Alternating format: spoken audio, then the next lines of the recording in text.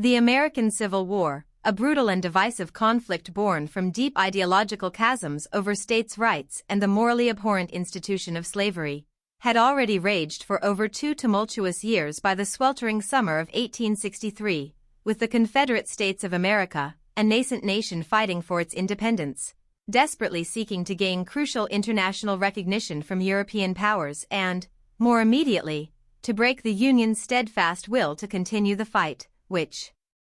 compelled its revered military leader, General Robert E. Lee, a brilliant tactician fresh off his decisive victory at Chancellorsville, to launch his audacious second invasion of the North, a bold and calculated gamble to shift the war's momentum decisively in favor of the Confederacy. As Lee's formidable Army of Northern Virginia, a seasoned force numbering around 75,000 battle-hardened men, marched with confident determination through the fertile farmlands of Pennsylvania, aiming to threaten vital northern cities such as Harrisburg, Philadelphia, and even the nation's capital, Washington, D.C., the Union Army of the Potomac, now under the relatively new and cautious command of Major General George G.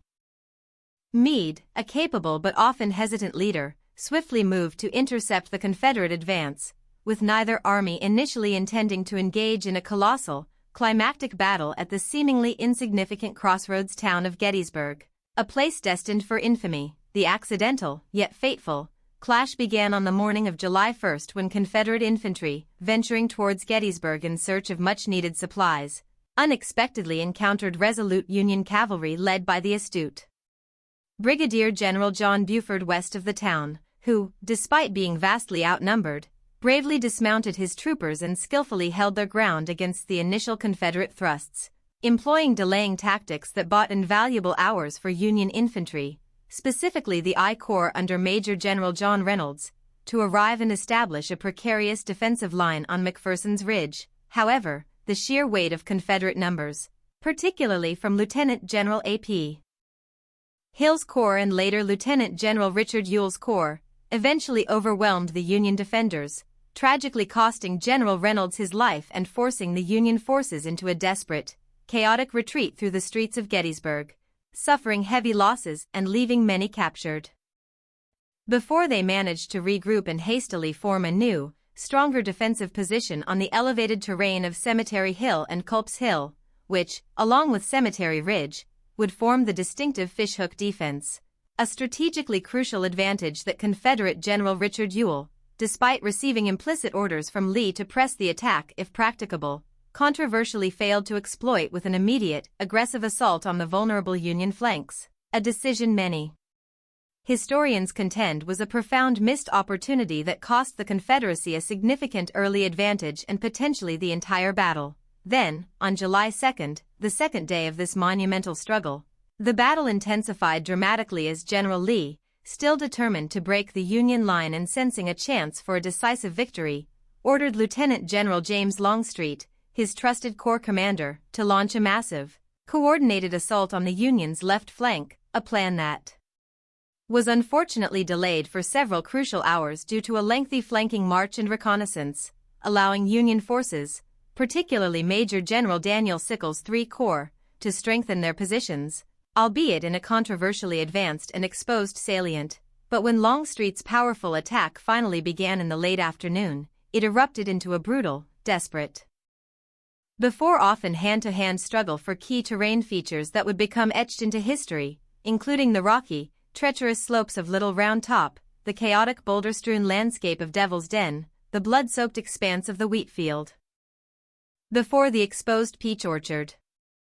Before Union soldiers, notably the heroic 20th Maine under Colonel Joshua Chamberlain, fought with extraordinary valor to hold their ground against relentless Confederate charges, engaging in desperate bayonet struggles to prevent the collapse of the Union flank.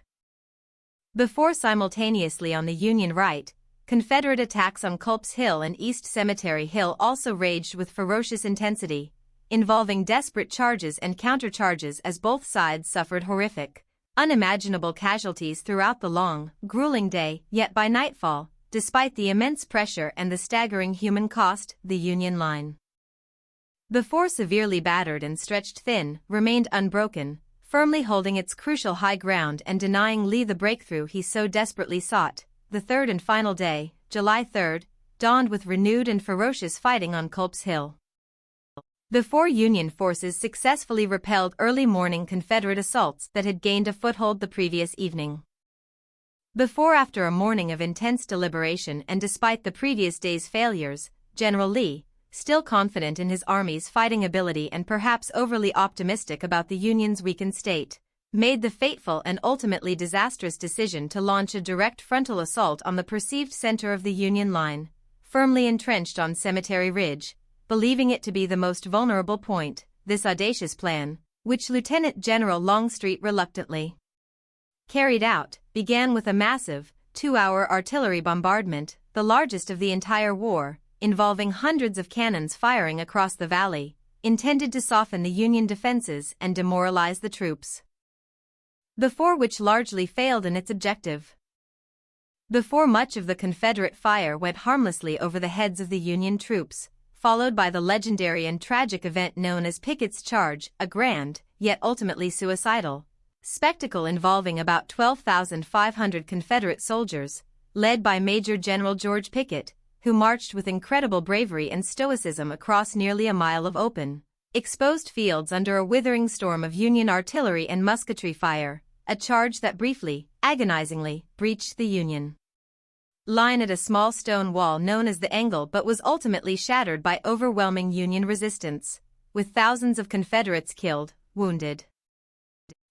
Captured in a catastrophic defeat, marking the undeniable high water mark of the Confederacy and a devastating, irreparable blow to Lee's army and the Confederate cause, with Pickett's charge decisively repulsed and the Confederate army shattered, the battle effectively ended. On the somber morning of July 4, Lee's battered and demoralized army began its long, painful, perilous retreat back to Virginia. Major General Meade, despite having secured a monumental, war-altering victory, was subsequently criticized for not aggressively pursuing and attempting to destroy the retreating Confederates, a cautious decision that, understandable given his own army's exhaustion, arguably prolonged the brutal war. Nevertheless, Gettysburg, with its staggering and horrific casualties, approximately 23,000 for the Union and an even more devastating 28,000 for the Confederacy, representing nearly a third of Lee's entire army, represented an undeniable and pivotal turning point in the American Civil War, ending Lee's last major offensive into the North, ensuring the Union's ultimate survival. Forever changing the course of American history, a profound sacrifice later immortalized by President Abraham Lincoln in his eloquent and deeply moving Gettysburg Address, delivered just months later, which powerfully redefined the purpose of the war as a struggle not merely to preserve the Union but to ensure freedom and equality for all, solidifying the battle's enduring legacy as a powerful testament to the immense human cost of conflict, the unwavering courage of soldiers on both sides, the enduring spirit of a nation striving, through unimaginable bloodshed, for unity and a more perfect future.